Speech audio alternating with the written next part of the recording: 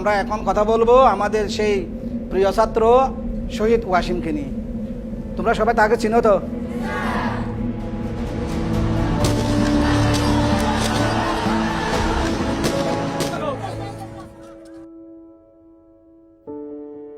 আমি হলো ভালো একটা শিক্ষক হব।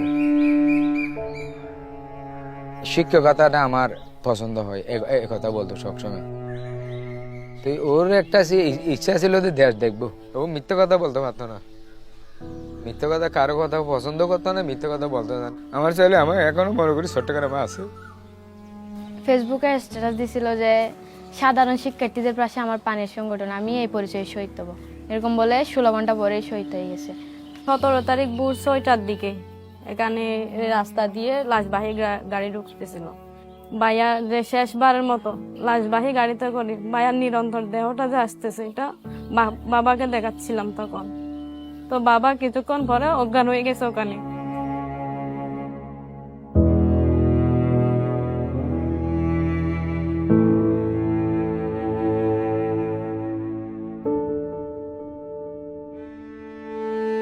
মৃত্যুর স্বাদ সবারই বহন করতে হবে। ছেলেকে কুরবানি দিয়েছি, ছেলে কুরবানি হয়েছে দেশের স্বার্থে। আমার ছেলে এইভাবে যে চলে যাবে আমরা কখনো ভাবতে পারি। মিরাজ তো আমার ছেলে না, আমার বন্ধু ছিল। ও বুঝতো যে এখন বাবার পকেটে পয়সা নাই, ও বুঝতে পারতো একটি বাবার কাঁধে ছেলের লাশ যেই বাবাই বহন করছে সেই জানে। আমার দেখতে দেখতে বৈশা রয়েছি তাজা, কিন্তু আমার ভিতরটা ঘুম যেরকম একটা কাঠের নষ্ট করে প্রতিটা মুহূর্তে আমার ভিতরটা এইভাবে টুকরে টুকরে।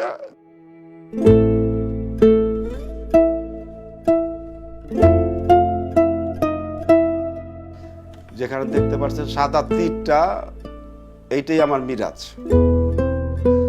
আর যদি কোনো বাবার সন্তান না হারিত হয়।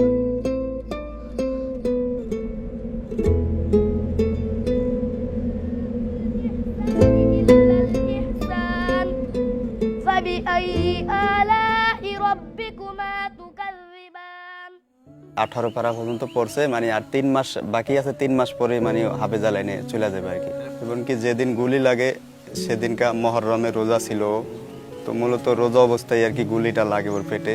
ও একটা বাসায় থাকতো, যেই কয় টাকা পাইতো এটা দিয়ে মানে আমার আব্বা আমার ওষুধ ভরি চলাইতো, আর আমরা যেটা ইনকাম করতাম এটা দিয়ে সংসার চালাইতাম। খুব ইচ্ছে ছিল মানে বাবা মারে নিয়ে হজ করতে যাইবে, এটা খুব ইচ্ছে ছিল আর কি।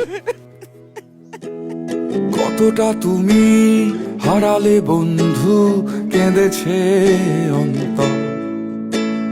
জানো না তুমি হারাবার ব্যথা, জানে পলাশির প্রান্ত। হারিয়ে গেছে যেখানে মায়ের সোনার নলুকখানি, গোলা ভরা ক্ষেতের ফসল সাজানো ফুলদানি। এ হারানোর বেদনা তুমি রেখো অন্তরে, দেখবে তোমার দুঃখ লুকাবে পলাশির প্রান্তরে।